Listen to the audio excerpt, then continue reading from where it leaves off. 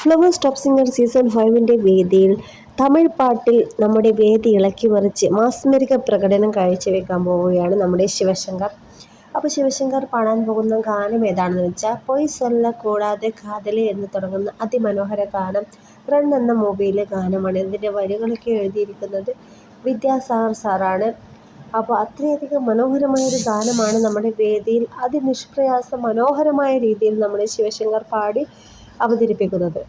അപ്പോൾ ഈ ഒരു ഗാനം കേട്ടിട്ട് വിധികർത്താവായ മധു ബാലകൃഷ്ണനും ബിന്നി ആൻറ്റിയും റിമി ചേച്ചിയൊക്കെ ഒരുമിച്ച് എഴുന്നേറ്റ് നിന്ന് കൈകൂപ്പി നിന്ന ഒരു പെർഫോമൻസ് എന്ന് തന്നെ പറയാം. അത്രയധികം മനോഹരമായ രീതിയിലാണ് മോൻ ഈ ഒരു ഗാനം വേദിയിൽ അവതരിപ്പിച്ചത്.